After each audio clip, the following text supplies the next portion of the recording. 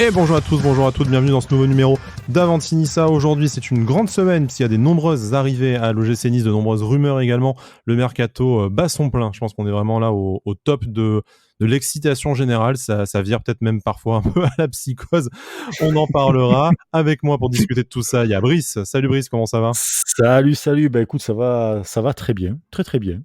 Donc le mercato a enfin commencé. Mhm. Putain, alléluia. Il manque plus que les maillots, mais sinon ça va. Les On maillots, est- encore 8 petits jours avant notre retour au stade. De toute façon, ça aussi, c'est un moment Ouais. très très important. Je pense qu'on a hâte, pour ceux qui sont en tout cas abonnés, en capacité de commencer la saison là dès le 31 juillet, ce beau match face au Milan. On verra nos premières recrues également évoluer à un véritable niveau après les matchs amicaux. Mais on reviendra aussi sur le stage à Divonne là qui s'arrête. Tout ça, ça va venir. Par contre, Brice, donc j'ai le plaisir de t'accueillir tout seul puisque notre ami Bada est encore en vacances. En vacances peut-être Ouais, près de Divonne-les-Bains, on ne sait pas. Bizarrement, il revient en même temps que le gym en plus. Donc lui, il nous a envoyé des c'est très photos de bizarre. lui dans la piscine avec des bouées licornes, mais à mon avis, c'est des prétextes. Voilà. Mais en tout cas, franchement, pour ceux qui ont l'ami Badagous sur Instagram, je pense qu'il y a vraiment potentiel pour faire un petit calendrier, les dieux du hashtag OGC Nice, tu vois. Voilà. Alors Moi, tu sais que et en plus sans quoi, déconner, tu as j'y ai pensé aux dieux pensé. de Sports Content? Ah non, mec. Ouais. Non mais J'ai non mais pas que signé non, pour ça. Je suis pas venu là pour souffrir, c'est ok? pas les dieux du sport content, c'est le divin chauve à vacances et faire une histoire et mettre ça sur un Vantinissa sur le compte Twitter. J'étais à deux doigts, sans déconner. Après je me suis dit: «Ah, on va se calmer quand Bon, même», moi, mais je suis moi, pas du, loin quand du même. moment que j'ai une bouée flamant rose, il y a pas de problème, hein, mais Ouais, ça bah, sera pas autre chose. Voilà. c'est Chacun ça et le son, spritz et ça fait bien bobo. Mais c'est pas grave, vas-y. son animal. Ouais, ça fait bien bobo, tu parles. Ouais. Voilà, on va accueillir après un invité spécial pour nous parler un peu de Calvin Stengs et de Patrick. Voilà, j'étais sûr de Justin Kluivert, mais bon, on est vieux Ouais, maintenant, ouais. on se souvient davantage du Ah papa oui, que ah du oui. fiston qu'on À va un peu Barcelone. découvrir à Barcelone. À Lille, ça a été moins périssable. La Coupe du Monde Bon, on 98 garde avec ce but en demi-finale aussi. voilà. Bah, on gardera 98 et Barcelone parce que le reste, Effectivement, voilà. Donc c'est Justin Kluivert. Kluivert, on en parlera juste après, mais d'abord on va se faire une petite dizaine de minutes, je pense, on sait pas où on va, voilà, sur les dernières rumeurs mercato, et d'ailleurs plus que des rumeurs, vous le saurez bien rapidement. Mais d'abord, on va couper le cordon, Brice, je te propose, parce qu'on va commencer par le départ, pas encore officiel au moment où on enregistre Ah cette ouais. émission, mais peut-être qu'il le sera quand vous l'écouterez, celui de Stanislas Soki au Club Bruges, qui devrait Eh s'engager oui. dans 4 saisons avec le club belge. 6,5 millions hors bonus. J'ai envie de te poser deux questions. La première, est-ce qu'un départ était nécessaire pour Stanislas Soki, en tout cas un départ en transfert sec, était nécessaire dès cet été? Et est-ce que c'est bien vendu, 6,5 millions et demi? Alors, c'était inéluctable pour lui s'il veut continuer à enfin, si déjà il voudrait, un peu évoluer parce que malheureusement cette saison il a pas évolué et toutes les chances qu'on lui a données, bah, il les a comment dire? Il les a cramées. Alors, de sa faute ou pas, on n'en sait rien, on n'est pas dans le groupe et tout, mais en tout cas, il a pas réussi à les saisir et je pense que, ouais, faudrait peut-être, qu'il aille voir ailleurs. C'est bien Cercle Bruges qui joue la Ligue des Champions, en plus, si je ne m'abuse. Donc non, c'est vraiment bien pour lui. 6 millions, après il y a 3 trucs. C'est un joueur qui ne joue pas ou peu, des prestations, pardon, plus que moyennes. Et il y a le Covid avec tout ça, où ça te fait perdre quand même de la valeur. Donc les 3 mélangés, bon, c'est C'est un pas moindre mal, au final. ouais, voilà, c'est un moindre mal. Ça fait rentrer quand même de l'argent, du côté de l'OGC Nice. Ça peut Heu, financer un Gouiri. mais si tu non, mais j'en ai vu La beaucoup qui dinguerie. étaient voilà, mais j'en ai vu beaucoup qui étaient un peu deg et tout, mais tu sais quoi? J'y ai pensé. J'ai dit: «Putain, mais en fait, ils le vendent comme si, Lyon vendait Gouiri à 6 millions parce que c'était le prix, hein, Mmh. à peu près et c'est hors bonus, c'est-à-dire que tu vas avoir des bonus en plus donc Oui, peut-être il y a 20% à ah, la revente ou des... Enfin, voilà. voilà, des trucs comme ça. Je reste persuadé que ça reste un bon joueur, mais plus un joueur de côté. Donc après on verra. Pour ceux qui veulent suivre le cercle Bruges et A priori, Nsoki, il il y a en a pas été beaucoup. convaincu par l'entraîneur en lui disant: «Je vais t'installer dans l'axe et arrêter de te balader à gauche». Donc on verra si c'est Voilà, le bon donc choix pour la suite de la carrière de Stanley Nsoki. Mais voilà, bon, mais ouais, ouais, je pense que voilà, il s'est cramé à Nice. Il a eu beaucoup de chance. Je crois même que c'était toi qui m'avais dit qu'il avait eu, le il avait coach eu droit à mental, ouais. des voilà, coach Mmh. mental, tout ça. Je pense que Nice a fait beaucoup. Nice n'était pas aussi structuré peut-être avant pour avoir ce genre de joueurs-là, post-formation, tout ça et tout. C'est mon point de vue. Et donc voilà, il s'en va. Tant mieux pour lui, tant mieux pour le club. Ça libère de la place aussi. Et puis, il va falloir recruter à ce poste-là encore. Ouais, un défenseur central qui est Ouais. attendu. On n'a ni nom ni timing à vous donner, mais en tout cas, ça fait partie effectivement des pistes du club. On va voir si Robson Bambou va rester, va suivre. On sait que Andy Pellemar est lui aussi parti au FC À Bâle. Bâle. Du coup, Ouais. plutôt bon club, hein, le FC Bâle, moins, Ouais, ouais. moins qu'il y a quelques années, moins de participation en Ligue des Champions, tout ça. Mais pour Andy Pellemar, qui a aussi très peu joué, c'est un beau rebond. Bon, c'est un prêt avec option d'achat. On n'a pas les conditions exactement, mais ça a l'air d'être des conditions assez favorables pour que l'option d'achat soit levée. Mais voilà, on verra pour ce qui est de. Ah, tu vois, je trouve ça plus dommage de faire partir un Pellemar. Après, Pellemar, c'était pas sportif. Il y avait une cassure avec l'état-major niçois. Il y avait eu refus Ouais, de ouais. partir en prêt à Lausanne. Je pense que voilà, Andy Pellemar se projetait plus à Nice ou dans la galaxie Ineos Mhm. globalement. Donc, il a pris la meilleure porte de sortie qui s'est Ouais, ouais. offerte à lui. Après, le traitement des joueurs formés à Nice est toujours dommageable. Après, je sais qu'il y a des torts des deux côtés, mais bon, voilà, c'était peut-être aussi le moment pour Ouais, lui de comme partir, toujours, hein. pour d'autres Mhm. raisons, mais Ouais, bien sûr. voilà. Et voilà. Je te propose de passer au milieu de terrain. Question départ. Donc, pour l'instant, après celui de Pierre Lesmelou, pas d'autres départs enregistrés. Il y a la blessure de Morgan Schneiderlin. On sait qu'il t'a beaucoup affecté. On est encore un peu dans l'expectative niveau Ah, je ne me remets pas. indisponibilité. Ça pourrait aller jusqu'à 4 mois en cas d'opération, ce qui rend nécessaire le recrutement de joueurs au milieu de terrain. On va en parler juste après. Mais d'abord, c'est l'équipe qui nous parle ce matin d'un intérêt de l'Eintracht Francfort pour Kefren Thuram, qui serait même peut-être intéressé à l'idée de partir. À titre personnel, j'estime que ça serait déjà dommage de faire partir un de tes jeunes joueurs les plus prometteurs. Sans manquer de respect à Francfort, comme l'a dit Julien Fournier, aujourd'hui, l'objectif, c'est quand même de valoriser tes joueurs pour que s'ils partent, c'est dans un top club européen, ce que n'est pas Mhm. Francfort, même si c'est un club qui est européen tous les ans et qui a connu de bons résultats sur la scène européenne, notamment en Europa League. Mais c'est peut-être encore le cran en dessous de ce qu'on vise. Bien Et à sûr. mon avis, vu qu'on parlait de prolongation potentielle il n'y a pas si longtemps, en tout cas de négociation avec Mino Raiola, est-ce que ce serait pas un petit coup de pression aussi en disant si vous le prolongez pas, il y a des clubs qui sont intéressés et moi Mino Raiola, on sait que j'aime beaucoup les grosses commissions. Du coup, je n'hésiterai pas, je n'hésiterai pas à le faire partir ailleurs. Les belles parts de pizza. Ouais. Euh, Mais ouais, enfin, hors salaire, parce que je pense que peut-être ils peuvent donner peut-être un peu plus Francfort, même si je pense que si Ineos demain ils veulent lâcher, ils lâchent bien. Hors salaire, quel est l'intérêt pour un gars comme Thuram de partir À là-bas? jouer l'Europe. S'il a une promesse de temps de jeu à Francfort, c'est quand même un club qui est d'un statut au-dessus de Nice. Moi, je trouve ça dommage, mais en Non, même temps, je suis de parti pris de dire reste à Nice, mais oui. T'es titulaire indiscutable, point d'interrogation, dans le sens où on peut toujours en discuter, mais en tout cas, il y a débat là-dessus, sur un titulaire en tout cas, on indiscutable. t'offre du temps de jeu à Nice Donc, voilà. depuis 2 ans. Voilà, tu fais une belle montée, une belle percée en fin de saison. Euh, on commence à voir ton volume de jeu, tout ça. Tu es avec un entraîneur qui est récemment champion de France, qui amène une espèce de leadership. Tu sens que c'est un peu plus cadré quand même, les choses. Tu es chez toi. Partir là comme ça tout de suite, il va faire comme la quasi-totalité des joueurs. Enfin, je l'espère pas, mais Mmh.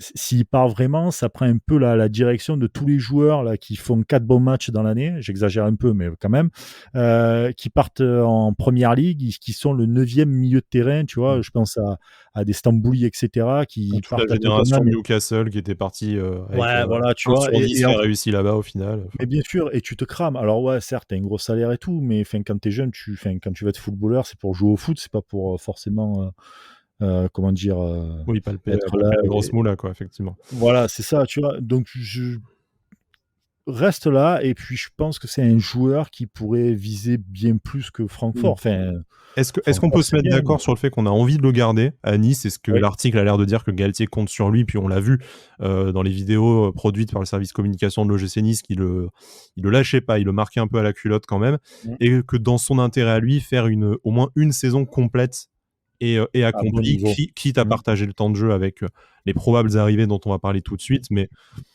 voilà, encore une saison à Nice, moi, ça me semble être le minimum avant d'aller voir. Et s'il y a que entre guillemets, que l'Eintracht Francfort qui tape à la porte l'année prochaine, bah, sans regret. Mais Ouais, mais si tu arrives à choper l'Europe, le club, comme le joueur, peut dire: «Attends, j'ai chopé l'Europe, ça peut être un peu plus pour moi déjà.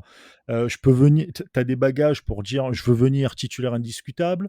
Il peut, hein, je veux dire, après c'est de la négo, tu vois? Et puis il y a surtout un truc, c'est qu'aujourd'hui, il y a aucune concurrence pour lui. mm. Enfin, l'année dernière, il y avait pas trop de concurrence avec l'OGC Nice, Boudaoui, très souvent blessé et cetera et tout, donc il y avait pas forcément une grosse concurrence. Là, il va y avoir de la concurrence, Un il va poste de avoir un moins en poste milieu de terrain, 2 joueurs un de poste plus qui vont arriver, donc c'est il pas la va même blague, c'est sûr. c'est pas la même blague et tu restes quand même dans ton cocon avec, tes repères et cetera. Là, tu vas devoir partir dans un autre club où il y aura très certainement de la concurrence, chose que tu n'as pas eu ou très peu eu. Donc, ton adaptation, tout ça et tout, tu vas perdre au moins 3-4 mois, on va dire. Mm. Facile, tu vois? Plus la langue et cetera et tout qui tout se rajoute. Donc non, non, je pense que si j'étais lui, moi je resterais. Je pense que c'est un petit truc d'agent pour histoire de mettre un peu la pression. Et faire comme son frère, au final, confirmer une grosse saison en France avant de partir en Allemagne. Parce qu'on sait que Marseille, ça Oui, fait ça. Au final, il est bien pas sûr. parti tout de suite. Il a attendu le bon moment pour partir. Bon, dans un club aussi intermédiaire, hein, à Mönchengladbach, mais, Mais je pense qu'il euh, est mais il il est s'est bien, éclaté. enfin, Il est devenu international là-bas. Après, c'est tout ce qu'on bien souhaite à sûr. Kefren au final, même si ça doit être loin de l'OGC Nice. Bah, Tu bien parlais sûr. d'une concurrence accrue au milieu de Ouais, terrain. Alors, ce n'est pas officiel. C'est pour ça qu'on ne fait pas mais d'émission pas loin. dédiée là-dessus. On serait surpris que ce soit pas annoncé là dans le week-end, dans toutes ces débuts de semaine prochaine. On fera du coup une émission dédiée à ce moment-là à ces deux joueurs qui devraient rejoindre l'OGC Nice très rapidement. Je te Mmh. propose de commencer par celui que tu connais le mieux et dont tu vas pouvoir un peu nous parler, même si c'est pas le sujet de l'émission. C'est Mario Lemina. On en avait Ouais. parlé déjà. Enfin, France Football en avait parlé. On en avait relayé ça dans notre revue de presse qui vient de Fulham, du coup, voilà, prêté par Southampton la saison dernière. Une saison qui s'est soldée par une relégation, mais où il a été l'un des meilleurs joueurs, si ce n'est pas le meilleur joueur de Fulham. On le connaît bien dans le championnat de France. Il est passé à Lorient puis à l'Olympique de Marseille. Il a fait 2 belles années à la Juve où il était certes pas titulaire, mais où il a pu participer au titre remporté par le champion d'Italie d'alors. Ça devrait se faire pour 4,5 millions d'euros environ à l'OGC Nice. On lui a offert un salaire de 2,5 millions annuel, ce qui en ferait un des plus gros salaires de l'effectif. Ce que j'avais partagé sur mon compte Twitter, c'est qu'a priori, à ce prix-là, quand tu as un club du standing de l'OGC Nice, ça veut dire que Mario Lemina, il arrive pour être titulaire, ou en tout cas être plus qu'un élément de rotation. Et selon toi, est-ce qu'il peut proposer plus que ça à l'OGC Nice? Alors, il peut plus proposer, ça c'est clair, il peut proposer, Pour toi, il peut c'est s'installer dans le 11.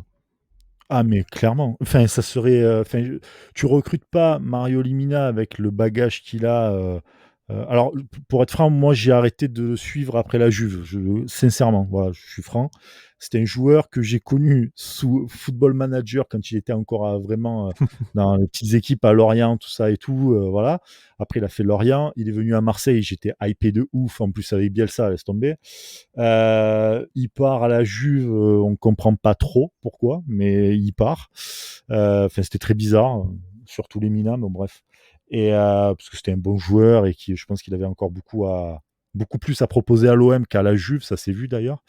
Et c'est un joueur, c'est un milieu qui est très tenace, gros caractère, très très gros caractère. Donc ça, je pense que au-delà du côté leadership, je pense qu'il faut des joueurs qui ont un putain de caractère et qui se laissent pas marcher dessus réellement. Du côté de l'OGC Nice, c'est ce qu'il a manqué. Des mecs un peu grands de gueule quand ça leur Mmh. plaît pas, ils hésitent pas à le dire. Euh, alors, quand il était du côté de Marseille, il avait des petits problèmes de concentration dans le match. Il y avait toujours quelques petits temps morts. Je ne sais pas s'il a réussi à régler ça avec le temps. À la Juve, ça commençait à aller un peu mieux là-dessus. Et après, en Euh, première ligue, il a réussi à s'installer durablement. à Bon, certes, pas dans s'installer une des durablement. meilleures équipes, mais voilà. Il a fait, enfin, je trouve qu'il a fait un peu le briquet, un peu en soirée. Il a été un peu prêté à droite, gauche et tout. Ouais. C'est mon point de vue. Je pense qu'il aurait pu avoir une meilleure carrière avec son talent. Mais il y a peut-être aussi le fait du caractère aussi, hein, tu sais. Souvent, quand tu as un caractère un peu bien trempé, ça marche pas partout, en fait. Après, là, maintenant, Ouais, il arrive à 27 ans. Il est un peu à l'âge de la ouais, maturité à son poste. C'est bien peut-être sûr. les 3-4 plus belles années. Là, il va s'engager à Mm. l'OGC Nice. On va peut-être le récupérer dans ses meilleures années. Et pour terminer rapidement, parce qu'on fera une émission consacrée à lui lorsque ce sera officiel, euh, pour toi, c'était le bon profil à aller chercher au milieu de terrain? C'est le bon profil parce qu'il peut jouer 6 ou 8. Il est meilleur en 8 qu'en 6 parce qu'en fait, c'est un joueur qui récupère énormément de ballons et qui joue tout le temps en première intention. Et il va beaucoup de l'avant. Donc, je pense que dans le jeu un peu de Galtier, c'est vraiment ce qu'il faut réellement. C'est un joueur qui peut aussi jouer numéro 10. Il l'a fait sous Bielsa, donc il a vraiment des palettes. Il est bon techniquement. Il Ça n'est va être pas le couteau excellent. suisse du milieu de terrain. Tu vas pouvoir lui adjoindre un peu de n'importe quel Ouais, autre joueur, que ce soit un Schneiderlin ou un Boudaoui, et qui va pouvoir il sera s'adapter après complémentaire. dans le rôle. Ok. Il sera complémentaire. Par contre, j'ai pas souvenir qu'il aimait dicter le jeu. J'ai pas ce souvenir-là. Mais par exemple, Schneiderlin aime bien dicter le jeu, etc. C'est peut-être là-dessus, Thuram peut-être. aussi, Boudaoui aussi, donc je pense qu'il va Voilà. s'accommoder d'un peu tout le monde. Voilà, je j'ai pas souvenir, mais en tout cas, il est assez complémentaire. Il peut jouer 6, 8, 10, il a fait quelques fois parce qu'il a un bagage technique et surtout, il aime bien jouer en première intention. Donc, ça, il aime bien casser les lignes, etc. Donc, je pense il va pouvoir bien amener. Et c'est un joueur qui, quand il est arrivé à Marseille, on disait souvent que c'était un joueur tenace et élégant. Et j'espère qu'il n'a pas perdu ce côté très tenace. Élégant, à la limite, on s'en fout un peu, On pour être en franc. aura d'autres, mais c'est surtout de la Voilà. ténacité qu'il nous faut, C'est la effectivement. ténacité ça a beaucoup manqué cette année du côté de l'OGC. Enfin, la saison dernière, du moins, pour l'OGC Nice. Je te propose de passer au deuxième milieu de terrain qui devrait nous rejoindre de façon imminente. On repart du Ouais, côté du championnat des Pays-Bas, du coup, et de l'écurie de Mino Raiola, hein, du coup, parce que c'est encore un de ses poulains. Cette fois, c'est pas du côté de Alkmaar, mais du PSV Eindhoven qu'on va ouais. pour retrouver Pablo Rosario, donc milieu défensif également, 24 ans, donc titulaire, voilà, c'est assez régulier quand même au PSV. On devrait le récupérer pour une somme légèrement supérieure, même s'il n'y a pas de montant qui a filtré encore, mais il a notamment une année de contrat en plus, donc ça jouera peut-être aussi dans la valeur. Mhm. Certainement pas le même salaire, par contre, hein, on sait qu'en Eredivisie, c'est quand même pas les mêmes chiffres qu'en Première Ligue, fort logiquement. On va Ouais. pas prétendre qu'on connaissait le joueur avant d'en parler là dans l'émission et sur les réseaux sociaux ces derniers jours. Donc rapidement, et on fera appel à un invité et un expert sur le sujet lorsque ce sera officiel, évidemment. Rapidement, est-ce que pour toi, du coup, même question que pour Limina, est-ce que le profil est bon? Est-ce qu'il y avait besoin en fait de deux milieux défensifs à l'OGC Nice aujourd'hui, vu l'effectif entre la blessure de Schneiderlin et le départ de Pierre Lesmelou notamment? Ben, je pense qu'il veut Schneiderlin, tu sais pas de quelle façon tu vas le récupérer. J'espère bien, mais tu sais jamais en fait Déjà comment il peut se qu'avant sa remettre d'une blessure, c'était blessure. pas ouf, tu vois, donc Tu vas te calmer tout de suite. ouais, mais mais non, non, non, mais tu sais pas comment tu peux récupérer un joueur. Tu bien perds sûr. Piala Smedou. Tu as Boudaoui qui est quand même Souvent blessé, habitué malheureusement. Ouais. voilà, aux blessures. En fait, quand on avait en fin de saison, on avait un peu parlé des postes qu'il fallait reprendre. Moi, je disais ça va, les milieux, c'est bon, tu vois, ça bouge pas. En fait, je pense que c'est les milieux qu'il va falloir le plus recruter finalement, alors que tu Bah, perds une place dans l'organigramme. ouais, numériquement, on avait peut-être de quoi. Après, il y a la blessure de Schneiderlin et de Claude Maurice qui fragilise Voilà. forcément ça, le départ de Pierre Lesmelou. Après, qualitativement, voilà, en poste purement défensif, on était quand même un peu à poil à part Schneiderlin qui n'a pas donné satisfaction. Mm. Et au niveau expérience et caractère, Ça manquait. c'était vraiment Ça manquait. nullissime. Donc là, par exemple, c'est plus jeune, hein, Pablo Rosario, hein, c'est que 24 ans, entre guillemets, mais ça vient pas de n'importe quel club, hein, quand même, le PSV, c'est un des grands clubs du Pays-Bas enfin, des Pays-Bas et de la scène européenne. C'est déjà plus de 100 matchs en Eredivisie et il y a des campagnes, voilà, une petite vingtaine de matchs Mm. sur la scène européenne. Donc, même si c'est pas peut-être le trentenaire de classe internationale qu'on espérait, et même chose pour Mario Lemina, ça a connu des grands clubs, ça a connu des parcours européens, ça devrait apporter quelque chose à des gamins comme Kefren Turam et Hicham Boudaoui. Bah, exactement, parce que si tu regardes quand ils sont allés, enfin quand on est allé en Europe l'année dernière, putain c'était no man's land quand Ouais, même. Donc ces mecs-là, comme en plus de ça ils ont soif d'Europe, ils vont pas le jouer cette année. Je pense qu'ils vont se donner à fond, ce qui est tout à fait normal. T'as bien pas envie sûr. non plus de tout le temps jouer contre Dijon et enfin là pas cette année, mais contre Lorient, etc. Donc je pense que tu veux aussi te donner un peu de piment. Donc c'est des joueurs qui vont vouloir apporter leur expérience, du moins de grands championnats, parce que les Pays-Bas restent pour moi un grand championnat. malgré tout. Et après, je ne saurais pas t'en dire plus sur Rosario, parce que je t'avoue que Non, mais je on en connaissais de parlera nom, également. Oui, oui. voilà, Et encore. mais Mais pas de ouais, souci, on voilà. fera une émission dédiée là-dessus. Et avant Mm. d'accueillir notre invité, du coup, qui patiente, parce qu'on Oh là là. s'étend sur le mercato. Ouais, on s'est pas fermé nos gueules, écoute. Hein, donc, et heureusement, Bada n'est pas là, imagine sinon. Ah putain, La il sera dernière encore. petite rumeur évoquée par les influenceurs sur Twitter, spécialistes du mercato et également le Disport, c'est un intérêt de l'OGC Nice, plus exactement de Christophe Galtier pour l'attaquant turc Burak Yilmaz qu'il a connu au LOSC. Bon, je veux pas te couper la parole parce que ça se fait pas, hein, on est en démocratie, merde. Et puis c'est toi qui paye accessoirement, donc je me Bon. permettrai pas. Voilà, c'est un peu comme les gens qui attaquent Bolloré, qui après oh merde je suis viré, bah en même temps oui c'est celui qui paye quoi. Voilà, loin de moi l'idée de te comparer à Vincent Bolloré, hein, je me permettrai pas. Mais Ah, parce que là, t'es viré, j'appelle Josiane direct. on appelle Josiane de la compta. Voilà, mais pour dire, bon, Burak Yilmaz, on l'avait déjà évoqué au mois de mai, au mois de juin, le mois de juillet, voilà, pour la Ouais, relance de Burak Yilmaz. On en parlera plus longuement s'il y a un quelconque élément concret qui nous fait penser qu'on s'intéresse à ce genre. Mais voilà, pour terminer sur notre page Mercato, on devrait avoir ces 2 recrues de plus très rapidement dans le week-end. Et yes. comme disait la pub SFR, et c'est pas fini, parce que on devrait avoir encore au moins un défenseur central et un attaquant qui devrait suivre très rapidement. On n'a pas d'éléments concrets, de nom à vous annoncer malheureusement, mais bon, on sait que l'OGC Nice travaille très très dur là-dessus, qu'il y a pas mal de pistes qui sont lancées. On sait également que Mino Raiola est extrêmement chaud pour nous refiler pas mal de ses poulains, donc des fois pour le meilleur, avec Calvin Stengs par exemple. Tant qu'on ne lui sert pas de poubelle, moi je dis pourquoi pas.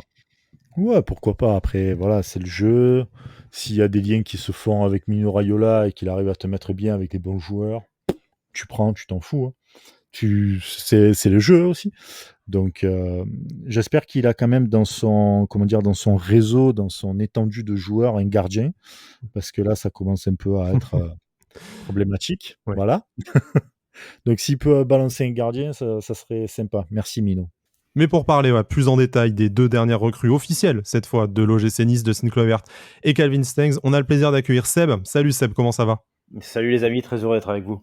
C'est gentil, merci beaucoup. Seb, est-ce que déjà, pour te présenter à nos auditeurs, tu peux en dire un peu plus de tes activités autour du foot et de pourquoi on fait appel à ton expertise aujourd'hui, du coup? Ouais, bien sûr. Bah alors moi, la plupart des gens me connaissent grâce à mon compte Twitter, Seb écrivain foot. Moi, ça fait 10 ans, un peu plus de 10 ans que je suis consultant et rédacteur football. J'ai travaillé pour plein de plateformes, plein de médias. Et puis là, voilà, on va dire que j'explose un peu ces derniers temps sur la plateforme Ruiz Club, les émissions d'Alexandre Ruiz, l'ancien présentateur de beIN Sport, puisque je suis moi expert en football anglais. Je suis son correspondant Angleterre pour toutes ces émissions sur les diverses plateformes. Et puis j'ai aussi un amour pour les championnats qu'on va appeler secondaires, que ce soit les Pays-Bas, la Belgique, la Grèce, l'Écosse, etc. J'adore ces petits championnats.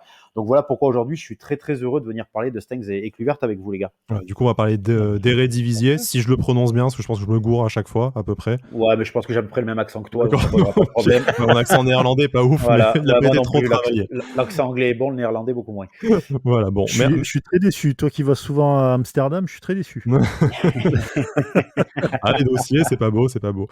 Voilà, écoute, on avait conclu notre première partie en parlant un peu de Mino Raiola. On va continuer le débat avec toi, si tu le veux bien, parce que Ouais, tu le connais complètement. bien, que ce soit pour l'Angleterre ou pour les Pays-Bas, et Ouais, forcément pour les 2 joueurs dont on va parler aujourd'hui. ouais. Ce qu'on disait avec Brice, c'est que on sait qu'il y a un historique qui commence à avoir quelques années entre l'OGC Nice et Mino Raiola, depuis Mario Balotelli, forcément, mais qui s'accélère, qui se poursuit cette année. Le président d'Ineos Football, Bob Radcliffe, disait il y a quelques années, quelques mois en podcast, que pour lui, un des axes de développement du projet de football de la Galaxy Ineos, c'était aussi de s'appuyer sur un agent puissant qui pouvait amener son réseau. Il citait l'exemple de Jorge Mendes à l'époque, donc ça ne se fera pas avec Mendes, mais est-ce qu'aujourd'hui ça ne se ferait pas avec Raiola, parce qu'on a ces 2 joueurs qui sont arrivés. On sait que voilà, Pablo Rosario devrait suivre. On t'invitera peut-être pour une nouvelle émission à ce sujet si ça s'officialise. Mais est-ce que pour toi aujourd'hui, on sait que les agents ont un rôle grandissant, mais est-ce que pour toi, pour le projet niçois, c'est intéressant d'ouvrir la porte à Mino Raiola avec tout ce qu'il peut apporter de meilleur comme de pire aussi, on le sait, parce qu'on a suivi d'autres transferts, notamment celui de Donnarumma, avec un certain amour pour les grosses commissions. Bah, t'as à peu près tout résumé, ouais, t'as bien lancé le truc. Oui, c'est extrêmement intéressant pour un club comme le GC Nice, comme c'est intéressant pour Mino Raiola. C'est gagnant-gagnant dans ce genre de deal parce que ça permet à Nice d'avoir, comme tu l'as dit, un agent puissant, un agent qui amène des joueurs avec des profils extrêmement intéressants. Et ça permet aussi à Raiola de faire son petit business parce que Nice, c'est un club intermédiaire, c'est pas un petit club, mais c'est pas un très gros club d'Europe. Donc lui, ça lui permet de placer des joueurs, je pense notamment à Kluivert, parce que Kluivert était difficile à placer ailleurs, on en reparlera tout à l'heure. Ça lui permet aussi, lui, de donner du temps de jeu à des joueurs qui après vont exploser, comme tu l'as dit, se vendre et lui rapporter de très grosses commissions. Donc c'est gagnant-gagnant parce que Nice a besoin de garçons comme Mino Raiola et Raiola a besoin de clubs entre guillemets paliers, de clubs intermédiaires pour faire grandir un peu ces jeunes pousses et derrière faire des plus-values importantes et des grosses commissions. Mais c'est dans l'ordre des choses. Aujourd'hui, les agents, alors tu l'as dit, moi je connais très bien le marché anglais, mais c'est pareil un peu partout en Europe. Les agents ont beaucoup de pouvoir. Hein. Il faut que les gens le comprennent, la pluie et le beau temps sur les transferts. Il y a même des joueurs qui ne s'en remettent qu'à leur agent, qui n'ont plus aucun avis personnel sur ce que doit être leur carrière. Donc c'est quelque chose qui est dans l'ordre des choses. Et puis un garçon puissant comme Mino Raiola, forcément que quand il vient frapper à la porte d'un club comme Nice en disant moi j'ai des joueurs à emmener, ben on l'écoute, on s'assoit à la table avec lui. Donc non, c'est quelque chose dans l'ordre des choses et je crois que c'est vraiment un deal gagnant-gagnant pour le club et pour l'agent. Est-ce que selon toi, du coup, l'arrivée de Calvin Stengs et Justin Kluivert, avant de parler des joueurs en particulier, c'est vraiment quelque chose qui ne peut se faire au niveau où est l'OGC actuellement, c'est-à-dire sans Coupe d'Europe cette année, un projet qui certes commence à devenir séduisant, des joueurs intéressants comme Casper Dolberg, Amine Gouiri, Dante, enfin encore d'autres, mais que Schneiderlin. tu as osé. Tu as osé. Bah, alors, après, on a un expert Première Ligue. Si tu veux débattre avec lui de Schneiderlin, je suis sûr qu'il a un avis très tranché sur son passage à Everton. Mais bon, il arrête sa carrière quand il veut. ok, bon, bah là déjà, voilà. Je pense que son corps lui a indiqué un peu le chemin de la sortie. Voilà, mais voilà, blague à part, est-ce que selon toi, là, pour l'OGC Nice, comme tu disais, c'est gagnant-gagnant. Ce type de profil, en fait, si tu n'as pas Mino Raiola dans la poche et si tu n'acceptes pas certains côtés un peu négatifs, des joueurs moins bien cotés ou des commissions ou des arrangements financiers peut-être un peu à la faveur de l'agent, ce sont des joueurs que tu n'arrives pas à attirer à Nice sans, on va dire, sans cette bonne entente. Là, je pense que ça, c'est valable pour Stengs, oui. Je pense que c'était un joueur, honnêtement, qui était presque inaccessible pour Nice parce que on va en reparler après dans le détail, mais c'est un très gros espoir du football néerlandais. Je pense pas que lui dans sa tête était parti. S'il connaissait Nice déjà, effectivement. Oui, non, mais ce que je veux dire, c'est que je pense pas que quand il pensait à quitter la Z Alkmaar, Nice a été le premier club qui lui est venu à l'esprit. Après, je pense qu'il y avait des discussions avec Raiola qui lui a expliqué tout ce qu'il avait à gagner, à aller jouer du côté de Nice. Après, pour Kluivert, c'est peut-être moins vrai parce que Kluivert, honnêtement, il y avait quand même pas grand monde sur le dossier. Je pense même que connaissant Raiola, il a fait venir Stengs en disant il faut aussi me prendre Kluivert que j'arrive pas à placer. Je pense que c'est connaissant le personnage, c'est comme ça que ça a dû à peu près se discuter. Mais Stengs, c'est un énorme coup pour Nice. Moi, je voudrais que les gens quand même en prennent bien conscience. Ce joueur-là, vous allez le voir sur la saison qui va débuter bientôt en France. Attention, il y a un sacré phénomène sur Stengs. Après, je suis beaucoup moins emballé par Kluivert, mais Stengs, c'est un énorme coup pour le GC Nice. C'est un joueur peut-être pas très connu des supporters niçois, mais attention, là, je vous le dis, Nice a fait un très gros coup, une dizaine de millions d'euros, donc un prix tout à fait abordable sur un contrat de 5 ans. Attention, Stengs, oui, Stengs, très gros coup, et Stengs, je pense, comme tu le dis, s'il n'y a pas Raiola, Stengs débarque jamais au GC Nice.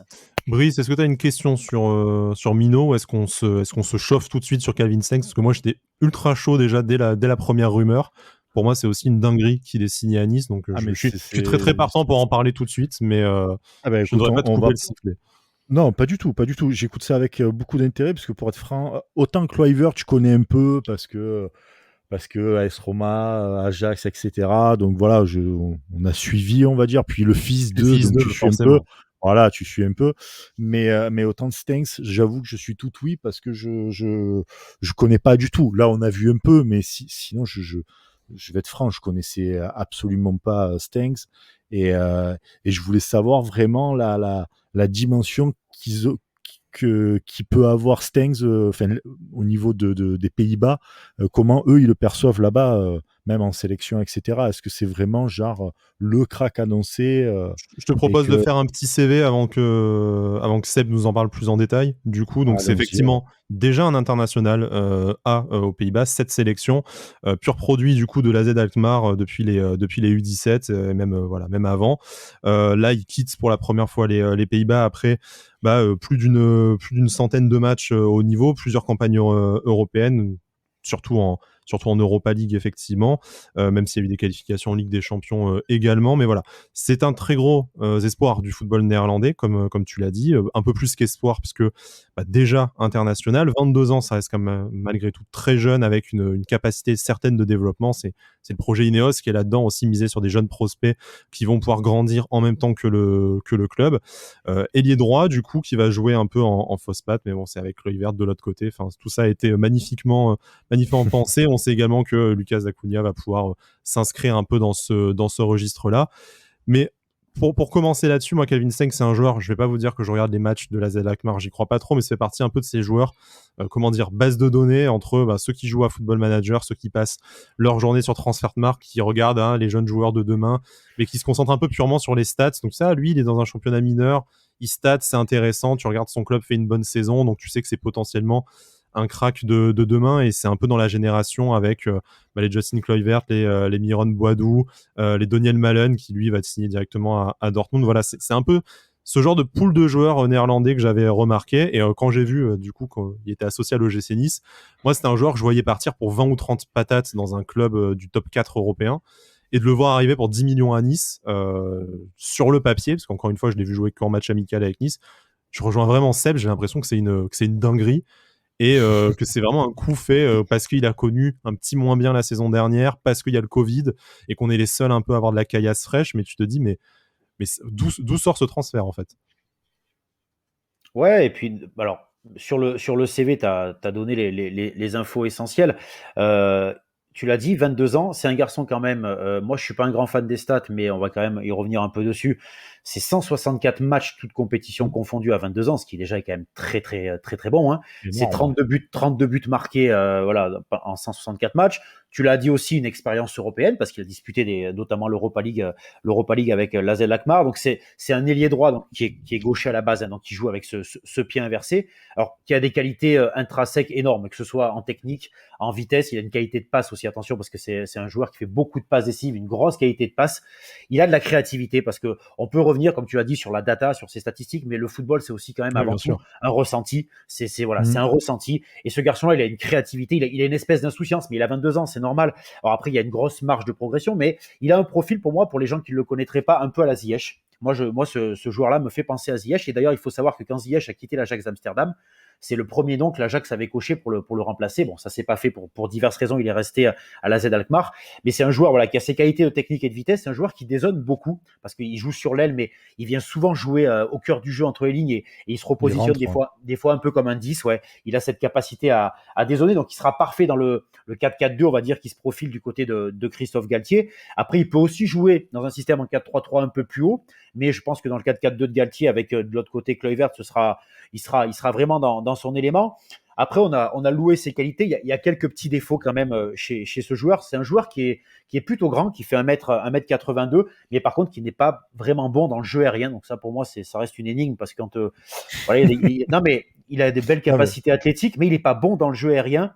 Et il a quand même souvent des difficultés dans le duel physique parce que les gens qui ne le connaissent pas, qui vont le découvrir, vont voir que c'est un garçon très grand, mais c'est un garçon aussi très frêle. C'est pas un garçon qui est très costaud. Okay. Donc c'est un garçon qui est souvent dans le duel physique bougé. Après, il compense souvent par une bonne technique, ce qui lui permet des fois de sortir de situations un peu compliquées. Mais on va dire que si on devait pour contrebalancer un peu toutes les bonnes choses que j'ai dit sur lui, voilà, il y a ça, il y a ce jeu aérien pour moi qui est très limité, il y a de la difficulté dans le duel physique et il a quand même parfois un petit manque de discipline, de rigueur, mais après c'est propre aussi aux joueurs de 22 ans exactement.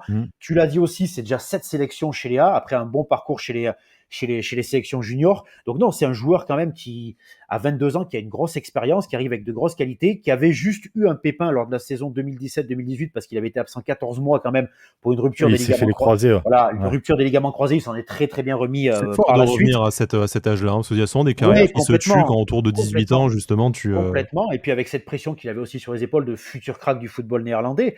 Et puis comme tu l'as dit, 10 millions d'euros, honnêtement, moi alors je pense, comme je te dis, pour en arriver à ce prix-là et pour que ce joueur finisse à l'OGC Nice, je pense qu'il y a eu des accords pour inclure des Cleuilles Vertes et compagnie à côté avec Raiola, parce que je vois pas comment ce joueur-là peut débarquer pour 10 millions d'euros.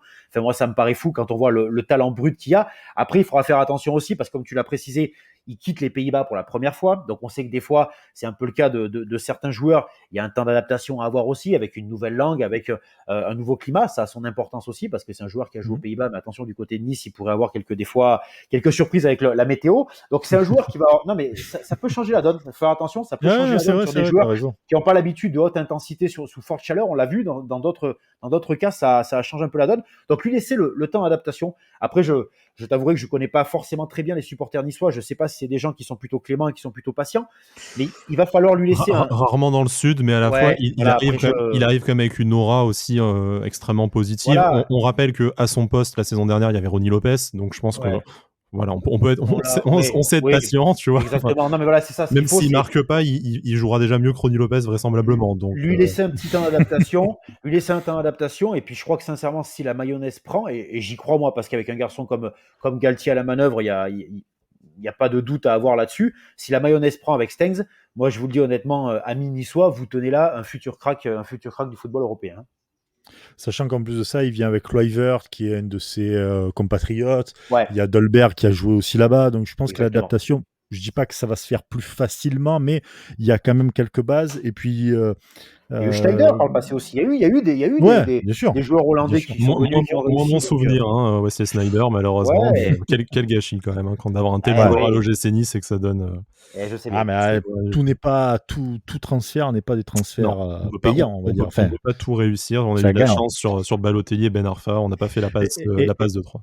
Bien sûr, et là, tu as la chance aussi aujourd'hui, ce que tu n'avais pas avant, c'est-à-dire d'avoir un mec comme Galtier, qui a quand même un CV maintenant, qui sera un peu plus respecté, et qui sait faire travailler des jeunes, parce qu'il a eu l'expérience de faire travailler les jeunes et tout. Donc, et je pense que ça a pesé même dans le choix de Stengs de venir à l'OGC Nice, honnêtement. Hein. Parce que quand on lui vend l'OGC Nice en lui disant l'entraîneur sur le banc, c'est le champion de France en titre, ça change la donne aussi. Hein. Et quand on lui explique que c'est un garçon qui est capable de développer, comme tu l'as dit, des jeunes joueurs, de les faire progresser et de leur donner du temps de jeu, parce que c'est ce que veut un garçon comme Stengs aujourd'hui aussi. Oui, il veut progresser, mais si c'est pour finir à l'Inter de Milan et pas avoir, ou alors au FC Barcelone et pas avoir une minute de jeu, ça n'intéresse pas plus. Donc je pense que c'est un packaging complet, un entraîneur connu et reconnu, qui va lui laisser du temps de jeu dans un club qui aura une pression bien sûr moindre qu'un top club européen. Donc je pense que c'est tout bénef pour Stengs aussi, et je pense que ça a pesé dans le choix du joueur. Hein. Mais comme tu dis, si demain c'est des joueurs comme ça qui vont à l'Inter et tout, tu peux réussir, mais tu as une chance sur je sais pas combien de réussir, parce qu'il faut que la mentalité, et voilà, parce que les mecs aussi ils mettent le prix, donc s'ils mettent le prix, il faut que tu marches tout de suite, il n'y a pas le temps d'adaptation, tout ça, donc il faut être, je pense, patient avec avec tous les joueurs, cela dit, mais après, il faudra faire un premier bilan, je pense, d'ici octobre pour voir un peu comment ça peut se passer. Mais c'est ça. Mais c'est des joueurs. Très bonne pioche, honnêtement, très très bonne pioche pour Nice. Juste pour terminer sur son profil, ce que j'ai apprécié, en plus de sa qualité de passe, pour ceux qui ont regardé les matchs amicaux, vous pensez directement à la même passe que moi, je pense. Malheureusement, c'est pas soldé par un but, mais voilà, c'était du Nutella pour les yeux, quoi, franchement. Ouais. On a aussi remarqué, et ça c'est un déficit qu'on a à l'OGC Nice depuis pas mal de saisons, une certaine qualité sur les coups de pied arrêtés, parce que du coup il est pas bon de la tête, donc il ne va pas dans la masse. Par contre, c'est lui qui a tiré coup franc et corner. Ouais. Et on a l'impression que voilà, c'est quand même aussi un garçon qui, par sa qualité technique, brille plutôt dans cet exercice. Ouais, c'est ça, mais ça va avec ce qu'on a dit auparavant. C'est-à-dire qu'une grosse qualité de passe, je l'ai dit, très bon passeur décisif. Donc forcément, ça veut dire qu'il a un pied qui sert à quelque chose, contrairement à certains. Donc oui, sur les coups de pied arrêtés, c'est une vraie plus-value ce garçon, parce qu'il a vraiment un pied gauche extrêmement intéressant. Et comme tu l'as dit, comme en plus dans le jeu aérien, il est quand même loin d'être très bon. Et ben ça arrange tout le monde. Lui tire les coups de pied, puis d'autres se chargeront de marquer les buts. Mais non, c'est vraiment, oui, il y a une très grosse qualité, Et je pense moi-même qu'en Ligue 1, alors mis à part bien évidemment les très grosses défenses du Paris Saint-Germain ou d'autres très gros clubs, mais c'est un garçon qui va faire extrêmement mal dans des défenses, on va dire, moyennes ou moyennes moins. Attention, hein, c'est un garçon qui va, moi je pense vraiment qu'il va faire des étincelles dans certaines défenses de Ligue 1. Moi, je vous le dis, je l'annonce. Après, vous viendrez m'insulter jusqu'en Angleterre si je me trompe. Je vous recevrai à Londres avec plaisir, les amis. Mais moi, je vous le dis, vous allez voir que ce garçon-là va faire des étincelles et que ça va être très sympa pour ceux qui suivent la Ligue 1. Y compris face au bloc bas. Je sais que Brice, c'est voilà. ton dada, je sais pas si c'était ta question, du coup, mais c'était ma question. C'est incroyable. Oui, et on vit même pas ensemble. Oui, parce que il est intéressant dans les blocs bas parce que, comme je l'ai expliqué tout à l'heure, c'est un garçon qui dézone beaucoup. Donc, c'est un garçon qui est capable quand même d'emmener, par exemple, un défenseur sur une aile et puis de re-rentrer, donc de créer un décalage. Donc, comme il y a de la vitesse en plus dans tout ce qu'il fait, c'est-à-dire que quand le décalage est fait derrière, il joue vite et il joue juste dans la passe. Donc, c'est un garçon qui est extrêmement intéressant aussi contre les blocs bas. Donc, c'est pour ça que je dis que moi, honnêtement, pour Nice, et même peu importe le système, j'ai dit il peut jouer 4-4-2, 4-3-3. C'est franchement Galtier là, il tient un truc, il tient un top truc parce que c'est un garçon capable de s'adapter. C'est un garçon qui va apporter vraiment des choses à Nice. Donc non, c'est moi je vous le dis là autant vous allez voir, je vais pas être très sympa sur Kluivert. Autant là pour moi c'est tout bénef là. Franchement tout bénef. Alors, je te propose de passer du coup à Justin Kluivert directement. Ouais. On a dit tout le bien qu'on pensait de Calvin Stengs. On a hâte de voir ça se mettre en place, même si on sait. Exactement. Jeune joueur oblige, nouvelle équipe, nouvel entraîneur. Ça pourrait prendre quelques semaines, quelques mois, mais bon, je pense que du moment qu'il y a les bonnes intentions et la qualité technique, on sera un peu plus patient qu'avec notamment son prédécesseur au poste. On va parler de Justin Kluivert, du coup, un joueur qu'on connaît mieux en France, de par son nom déjà, par aussi les clubs dans lesquels il a joué, un plus gros club, notamment on parle de l'Ajax, puis la Roma et puis même Leipzig la saison dernière. Ce parcours en Europa League aussi avec Kasper Dolberg, donc forcément il a eu un peu plus de visibilité. Ouais. Par contre, on a l'impression que niveau dynamique, autant Stengs, bon peut-être que la saison dernière n'était pas aussi exceptionnelle que celle d'avant, mais est sur des stats et du temps de jeu vraiment régulier, énorme, saison après saison, depuis son émergence en professionnel. Tandis que Kluivert, depuis justement ces belles années à l'Ajax et ce transfert raté à la Roma, je pense que tu nous diras pas le contraire, a beaucoup de mal à relancer sa carrière et du coup il redescend peut-être lui d'une marche en venant à l'OGC Nice parce qu'il n'a pas réussi à passer la vitesse supérieure dans un top club, d'un top championnat. Complètement. Moi je vais même te dire, je pense que Kluivert est en train de montrer...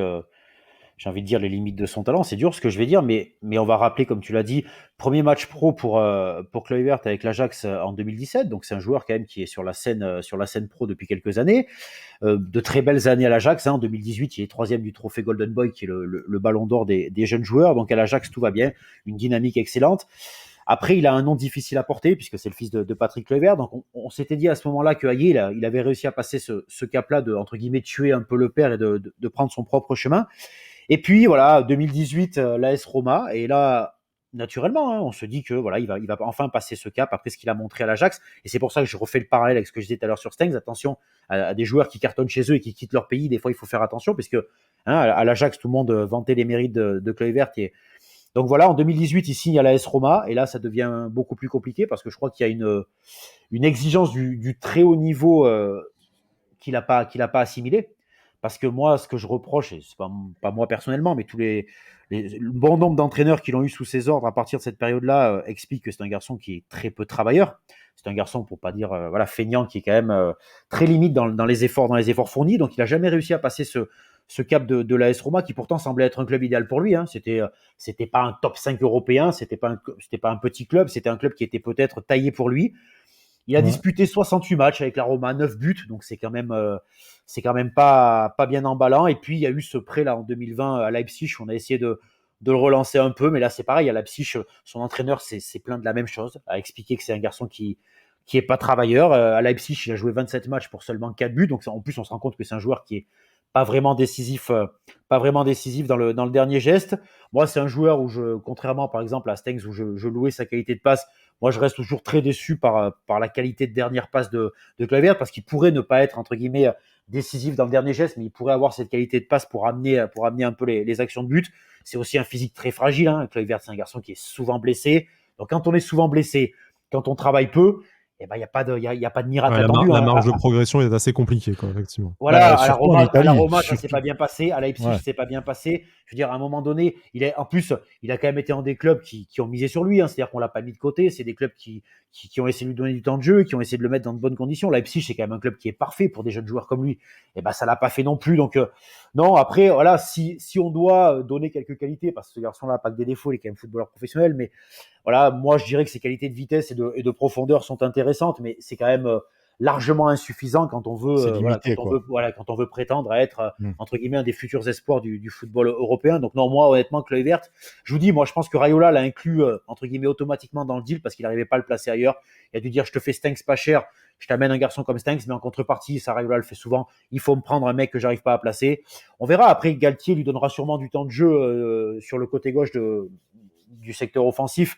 Après, est-ce que voilà, on ne sait pas, hein, c'est un garçon qui peut prendre sa chance. On l'a vu avec des garçons comme Balotelli, d'ailleurs à Nice, hein, qu'on pensait un peu perdu pour le football et puis qui a réussi quand même à retrouver un peu d'allant et à retrouver un peu de peps. Donc voilà, j'espère moi honnêtement pour Nice que Kluivert ça va marcher, mais moi je vous le dis très honnêtement, j'y crois absolument pas. Alors, juste, on va rappeler un peu son CV. Bon, tu as cité beaucoup de stats Ouais. qui sont peut-être un peu décevantes, mais quand même, dans des grands clubs européens, arriver sur une saison à mettre 3-4 buts, est-ce que au final, en Ligue 1 à Nice, si tu as un ailier qui te met ces 4-5 buts dans la saison, bon, je sais que le foot, c'est pas que des stats, mais est-ce qu'au final, il va pas apporter sa pierre à l'édifice et que s'il s'appelait pas Kluivert, on trouverait pas que c'est un joueur extrêmement correct.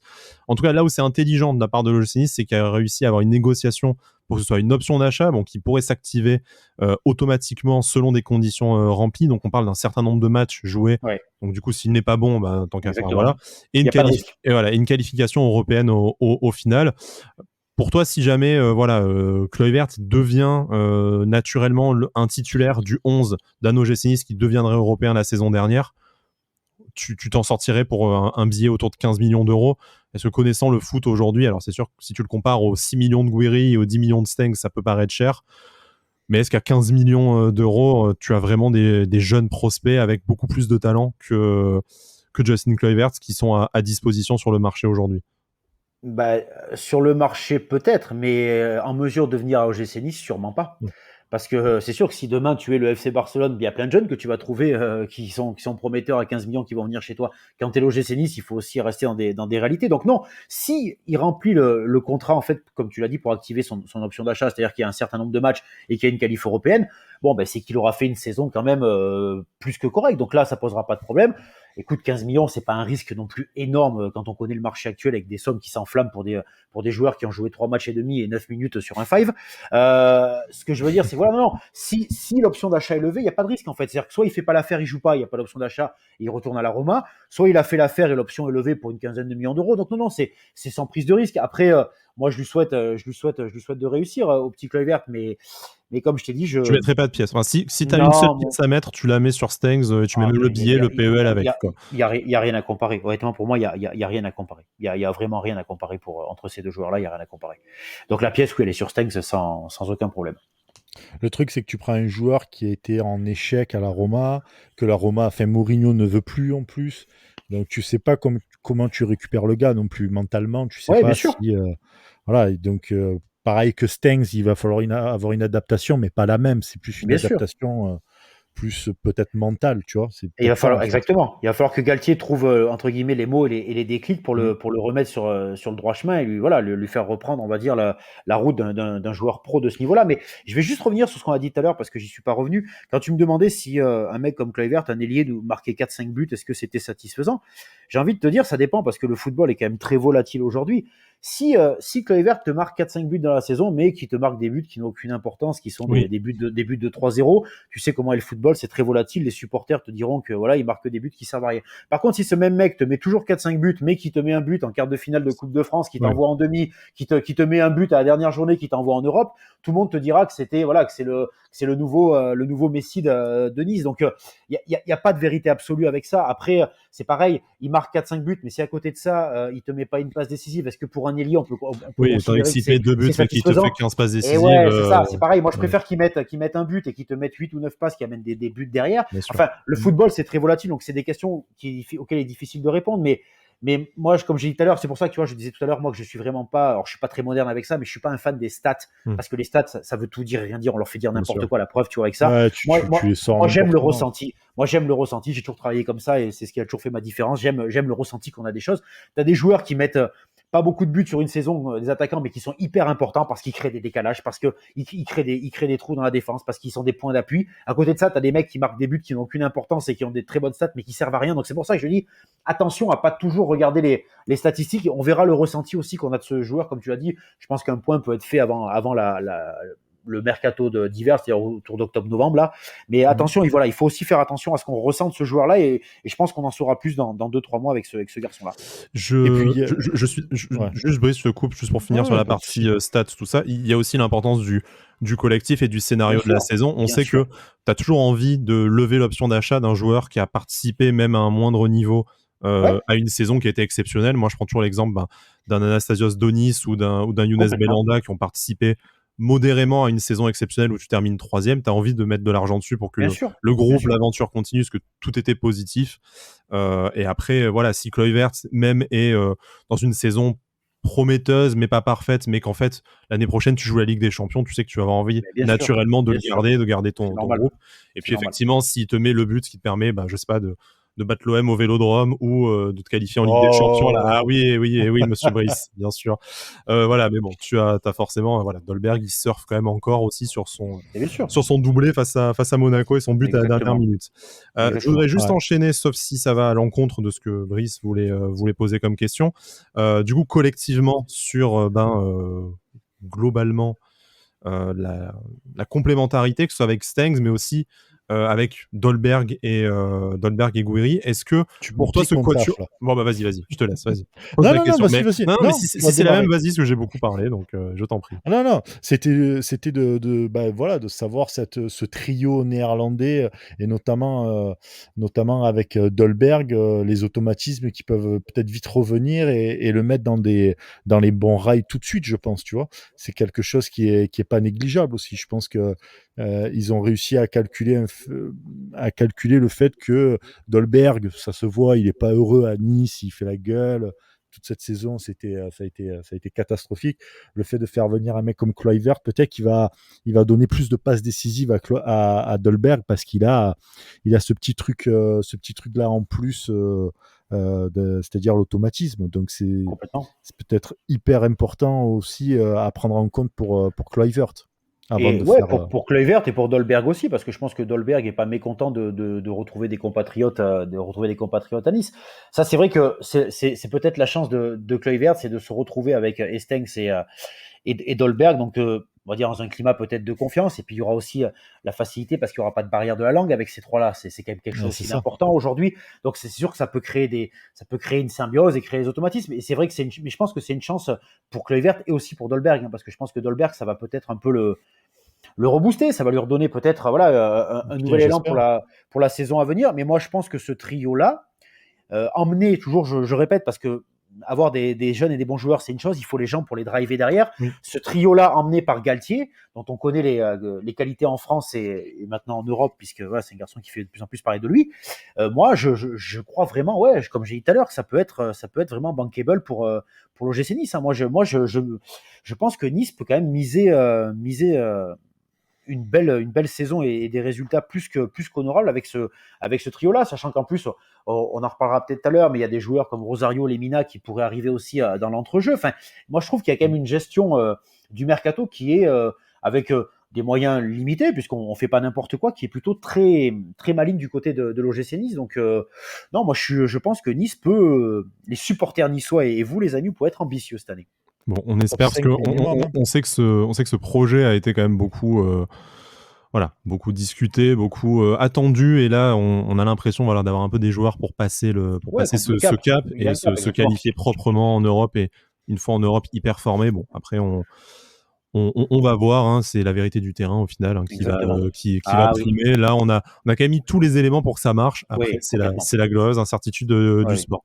Brice, à moins que tu aies une dernière question, je propose de nous quitter pour aujourd'hui. On a beaucoup parlé de ces deux joueurs. Il y en a deux autres qui vont arriver, qui font aussi partie de ton champ d'expertise, que ce soit Mario Lemina et Pablo Rosario. Mais On en parlera plus longuement dans une autre émission, une fois que ce Avec sera grand plaisir. officiel. C'est peut-être de la superstition parce qu'effectivement, comme tu nous l'as dit et comme on a pu vous le dire en début d'émission et sur les réseaux sociaux, là, à moins d'un pépin à la visite médicale, ça semble compliqué de voir comment ça pourrait Oui, là, échouer. honnêtement, Très bien. Eh ben, écoute, on va rapidement savoir ça dans les prochains jours. On serait pas surpris que ce soit officiel ce week-end, en tout début de semaine prochaine, et on aura l'occasion d'en reparler très bientôt. Merci en tout cas à nos auditeurs, nos auditrices, comme d'habitude, toujours plus nombreux, toujours plus fidèles. Vous nous retrouvez sur les habituelles plateformes, Apple Podcast, Spotify, Deezer et tant d'autres. Également sur YouTube maintenant, donc c'est que de l'audio pour l'instant, mais bon, voilà, c'est une possibilité de plus pour nous ajouter à vos playlists. Et sur la chaîne Sports Content FR que ça se passe. Vous retrouvez également toutes les autres émissions de la boîte de Brice. Du coup, on pense à nos amis des libéraux notamment qui nous font rêver, nous, la génération des trentenaires, en nous rappelant de La très bons génération souvenirs de avec Papa Kluivert. la génération de Papa Kluivert. Effectivement, il y a même un numéro dessus, donc je vous invite à aller l'écouter. Seb, merci, tu reviens quand tu veux dans l'émission. Je pense qu'on aura l'occasion de reparler sur ce mercato avec toi des recrues de l'OGC Nice. Et puis d'ici là, match demain, donc demain samedi à 16h face à l'Union Berlin, c'est la préparation de l'OGC qui continue. 31 juillet face à Milan, à la maison, match amical, mais en présence du public et des abonnés. Et puis le début de la saison, vous le savez, ce sera le 8 août face au Stade de Reims. Au Stade de Reims, exactement. Messieurs, merci beaucoup de m'avoir accompagné dans cette émission. Je vous souhaite une bonne soirée. Et d'ici là, Issa Nissa.